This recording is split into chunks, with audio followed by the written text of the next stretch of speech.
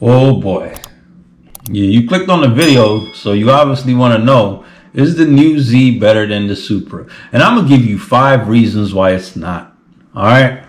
1, the new Z is trash. Like, it's ugly. Like, the new Z is trash. It looked like one of them little characters from A Bug's Life. Like, look at the headlights, bro. The headlights is trash. The front end, the entire front end is trash. Like, the overall car, the rear of the car, somewhat decent, but it's trash. As far as performance, props to Nissan for keeping it all in the family. I love the Supra. I ain't even hating on the Supra. I have a Supra. That's why I'm hating on the Z. The Z is trash, bro. Number 1, why it's trash, I'm not buying it. That's why it's trash, because I'm not buying it. If it was better than trash, then I'd probably buy it. Number 2, it's ugly, bro. I don't even know if I said that already, but I'm not going to edit this video, but it's ugly. Like, it's hands down, it's ugly, bro. Like, I don't, power wise, it's a lot. Oh, it's not a lot, but it's slower than the Supra. We've seen that in various videos online. It's quite slower than the Supra. 3, I said it before, it's ugly. Like, all right, let me stop playing around. The new Z though, I don't really, I'm not a big fan of it. Performance wise, I guess they're making some power with it, around the same power that you're making with the B58 after it gets tuned and whatnot. But it's coming out just a tad bit, still slower than the Supra. I'm a Supra fanboy, so I'm gonna stick with that, bro. With the Z versus the Supra, I'm sticking with the Supra. Like, if it came down to me buying a Nissan Sentra or the Z, I would buy a Honda Civic. Yeah, I'm not buying that new Z because it doesn't, like, I don't know, the freaking, just the way the front end is on it, it's just ridiculous. I don't know why they designed the front end like that. I guess if you're going to throw a big intercooler in the front of it and cut the front out, then it would look decent. But if you just look at it from the front, it's just ugly to me. Like, some people might like it. I guess it's just simple. I mean, the Supra have way more body lines. I mean, the body lines is a lot better to me on the Supra. The front end on the Supra is quite clean compared to the front end on the Z. And I don't know, like, I just can't find myself to come to liking the Z. Like, Nissan really dropped the ball. Nissan had the opportunity here, even if they designed that to look like the 370Z a little bit, it would have been like, I don't know. I understand they wanted to get that old antique, you know, the old like vintage look that they had from the older Z. I just can't see this new Z being this ugly to be such a newer car. You could literally label this like a Hyundai Genesis or something, and you could have gotten away with that. You could have gotten away with that to look.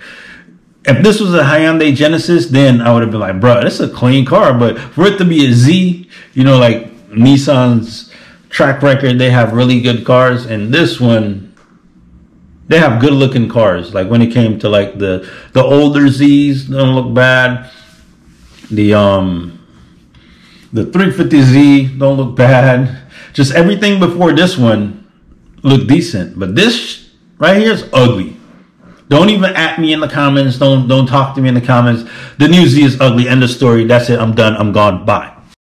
Now, I'm not going front. Like, I ain't even going to cap. The inside of the new Z, it looks amazing. Like, yeah, the inside of it looks really, really good. Like, I could deal with that. And it's also dope that it came with a manual transmission out the get-go. I guess they learned from what Toyota did and didn't release the manual transmission ones till later on. But, like, I'm not hating just to hate on it. I don't really like the look of the exterior. Like, I was waiting on these when they said they were coming out.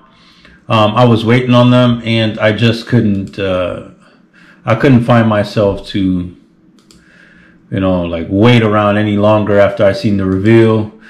And I just couldn't do it. But the interior is quite amazing on these cars. Like, the interior looks really, really good. All right. Realistically, though, if I had to choose a Nissan, right, for $55,000, let's see how much I could get, like a 2010 10 GTR used. So used 2010 GTR. Oh snap! I was supposed to click the other one. Edmonds, USA. So 2010 GTR I could get for around 60K. 2019 GTR I could get for around 60K. So if I'm gonna take that money, that 55, that 72K that I'm gonna take to buy a Z, because the markup on it is gonna be ridiculous. You already had one dealer marking it up for like close to like 100K. Like I would take that 66,000, that 76,000, however much it's gonna be from the dealership. I'll take my butt, go buy a 2009 GTR, 2010 GTR over the Z. I would not purchase the Z at all. I would go get a GTR instead of that Z. Obviously, when you go up in the black edition GTR, it's going to be more expensive and all that. But look, right here, $69,000 for a 2010 GTR. Now you're going to pay about that. Don't be in the comments talking about, oh, they're only $55,000. Yes, before a $15,000 markup or $15,000 markup MSRP, a $20,000 markup on MSRP, or a freaking $100,000 markup on MSRP. Like, you're gonna pay a bit for that for the Z. So just go buy you a GTR, bro. You'll be happier, all-wheel drive, a couple mods, and you'll be way faster than that Z, that's for sure. You ain't gonna be faster than the Supra with those mods in a Z. But yeah, like, share, subscribe, come back, check out the channel. Peace.